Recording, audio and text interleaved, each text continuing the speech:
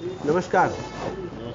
आज के बौद्धिक सत्र का आशय है वर्तमान समय के चुनावी रण में हमें किसको मतदान करना है, क्यों मतदान करना है, इसका एक हम लोग लेखा जोखा समझने का प्रयास करेंगे। इसकी एक विवेचना समझने का प्रयास करेंगे।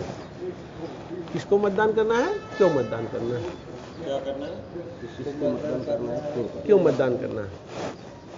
500 वर्षों के रक्त रंजित संघर्षपूर्ण यात्रा के बाद पिछले वर्ष राष्ट्रीय स्वयंसेवक संघ एवं उसके आनुषंगिक संगठनों के कठिन अविरल अथक प्रयासों से हम सभी को असीम गौरव की प्राप्ति हुई, अद्भुत आनंद की प्राप्ति हुई, अकल्पनीय यश की प्राप्ति हुई, अभूतपूर्व सम्मान की प्राप्ति हुई और हमें भगवान रामलला का मंदिर हमें सिर्फ राम मंदिर के प्राण प्रतिष्ठा के रूप में ही नहीं जानना है।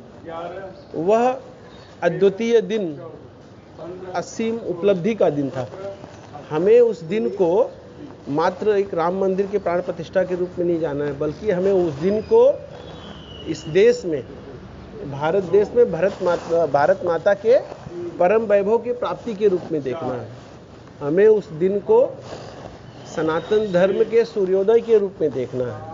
हमें उस दिन को प्रत्येक सनातनी के हृदय में रामोदय के रूप में देखना है। हमें उस दिन को राम राज्य के श्री गणेश के रूप में देखना है। भारत माता के इस आध्यात्मिक और सनातनी आज़ादी के लिए हमारे अपनों ने बहुत कुछ खोया है। यह संघर्ष इतना आसान नहीं था। इस दिन को देखने के लिए हमारे पूर्वजों ने, हमारी ढेर सारी पीढ़ियों ने प्रत्यक्ष अप्रत्यक्ष रूप से रक्त के आंसू बहाए थे और 500 वर्षों के संघर्ष के बाद हमें जो है राम मंदिर की प्राप्ति हुई। यह 500 वर्षों की संघर्ष यात्रा इतनी दुखद थी कि इसकी चर्चा मात्र से ही प्रत्येक सनातनी का मन, मस्तिष्क और पौरुष झकझोर उठता है। मन में एक क्रोध पनपता है। आपके भी ऐसा होता होगा। हम सभी सनातनियों को अपना मतदान करने से पहले हमें यह विचार करना चाहिए कि आखिर यह युद्ध हमें 500 वर्षों तक क्यों करना पड़ा, यह द्वंद्व हमें 500 वर्षों तक क्यों झूलना पड़ा। हमें अपना मतदान करने से पहले इस पर विचार अवश्य करना चाहिए। इस 500 वर्षों की संघर्ष की जो कथा है, यह जो व्यथा है, हमें यह सोचने पर मजबूर करती है कि आखिर हम हिंदुओं को उनके किस अपराध की सज़ा 500 वर्षों तक भुगतनी पड़ी। इस व्यथा की कथा हमें यह सोचने पर मजबूर करती है कि आखिर हम वसुदैव कुटुंबकम के हिमायती लोगों से उनको क्या कष्ट था।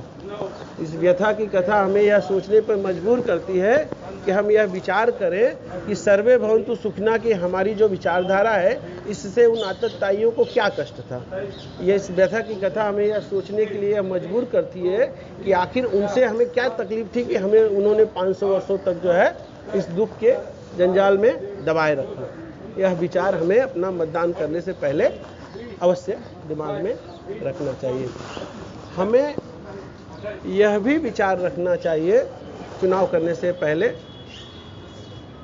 कि ये जो स्थितियां बनी, यह स्थितियां आखिर बनी क्यों, कारण क्या था।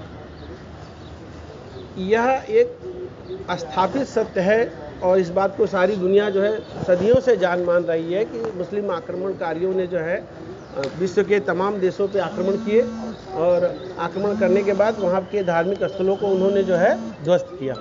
इसको ध्वस्त करने के पीछे उनकी मंशा थी वहाँ के उस धर्म के मानने वालों लोगों को आत्मबल को तोड़ना, उनको अपमानित करना और उनका धर्म परिवर्तन कराना। बराबर है। इस बात को सारा विश्व सदियों से जान रहा है, कह रहा है और लिख भी रहा है।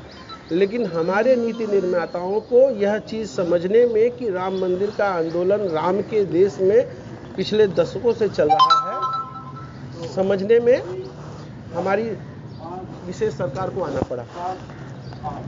बात समझ रहे हैं आपको कि जो बात सारा विश्व सदियों से लिख रहा है, पढ़ रहा है, जान रहा है, कह रहा है, जिसके प्रमाण जो है स्पेन से लेके और भारत तक जो है बिल्कुल स्पष्ट रूप से दिखाई देते हैं, यह बात जानने और समझने में सरकार को 8 दशक लग गए। तो ये 8 दशक क्यों लग गए, इसका विचार हमें चुनाव करने से पहले, मतदान करने से पहले हम सभी को करना चाहिए। हमें यह विचार करना चाहिए कि 500 वर्षों के संघर्ष के बाद राम मंदिर को पा जाने से क्या हमारे साथ न्याय हो गया? क्या हमारी लड़ाई खत्म हो गई? किसी के साथ न्याय हुआ ऐसा आप कब कह सकते हैं? किसी के साथ न्याय हुआ ऐसा तब आप कह सकते हैं जब अपराध करने वाले अपराधियों की धरपकड़ हो, अपराध करने वाले लोगों को जो है चिन्हित करके और उनको जो है दंडित किया जाए, है कि नहीं? पीड़ित को, उस अपराध से जो ग्रसित व्यक्ति है, उस पीड़ित व्यक्ति को कुछ न कुछ क्षतिपूर्ति मिले तो न्याय माना जाएगा। न्याय हुआ ऐसा तब माना जाएगा जब पीड़ित व्यक्ति के साथ उस घटना की पुनरावृत्ति न हो, इस बात को सुनिश्चित किया जाए, तभी तो कहा जाएगा कि न्याय हुआ। लेकिन क्या हमारे साथ ऐसा न्याय हुआ? और अगर नहीं हुआ है तो ऐसा न्याय क्यों नहीं हुआ है, इस बात को अपना मतदान करने से पहले हमें अपना विचार करना चाहिए। हमें यह भी विचार करना चाहिए कि आखिर इतनी सारी परिस्थितियों का खलनायक है कौन? खलनायक किसको माना जाए? तो यहाँ पे विचार करने की ये जरूरत है कि खलनायक हम किसको माने। तो खलनायक वह व्यक्ति है जिस व्यक्ति ने इस व्यवस्था को बिगाड़े रखा, इस व्यवस्था को बिगाड़े रखा। खलनायक वह है जिसने राम मंदिर के प्राप्ति के लिए, एक गौरव प्राप्ति के लिए, जिसने राम भक्तों के ऊपर गोलियां चलाई, जिसने कानून को बाधित रखा, जिसने हम हिंदुओं को अपने परम देवता, परम आराध्य से दूर रखा। ऐसे लोगों ने ही इस चीज़ों को इतने सालों तक लटकाए रखा। तो हमें इस बात का बिल्कुल स्पष्ट मत होना चाहिए कि आखिर खलनायक है कौन। और जब हमारे दिमाग में ये बात स्पष्ट हो जाए कि यह व्यक्ति खलनायक है और इसी ने हमारी चीज़ों को बिगाड़ा है, तब हमें इस बात का विचार करना चाहिए कि आखिर इन खलनायकों को दंड क्या देना है, इनको दंड क्या देना है। इनको दंड देने की व्यवस्था जो मेरे समझ में आती है वो ये रहा कि हम इन्हें प्रजातांत्रिक तरीके से ही दंडित कर सकते हैं। चूंकि ये खलनायक है, चूंकि इन्होंने हमारे दुख दर्द को बढ़ाया है, इन्होंने हमारी पीड़ा को नहीं समझा है, इसलिए हमें इनका मानमर्दन प्रजातांत्रिक तरीके से इनके विरोध में जीवन भर मतदान न करने का शपथ लेके करना है। हमें इनका बहिष्कार, इनके पक्ष में मतदान न करने का जीवन भर का शपथ लेके करना है। हमें इनका तिरस्कार इस बात से लेके करना है कि चूंकि इन्होंने हमको तकलीफ पहुंचाया, इसलिए हम इनके पक्ष में जीवन भर मतदान नहीं करेंगे। ये हमारे अपने हो ही नहीं सकते, क्योंकि इन्होंने हमें भी हैरान किया, हमारे पूर्वजों को भी हैरान किया। ठीक है ना। अब आखिर की बात में आते हैं कि जो वर्तमान मतदान चल रहा है, वर्तमान मतदान के बारे में भी हम लोग इस बात को समझे तो ये समझ में आता है कि वर्तमान मतदान केवल लोकतंत्र का पर्व भर नहीं रह गया है।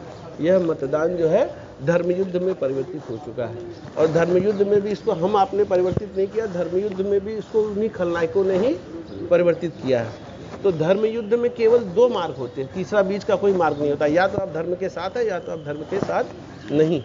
तो हमें और आपको अपना मतदान करने से पहले इस बात का बिल्कुल स्पष्ट मत रखना चाहिए कि धर्म किसके साथ है और किसके साथ हमको मतदान करना है, किसके साथ हमको खड़े रहना है। धन्यवाद।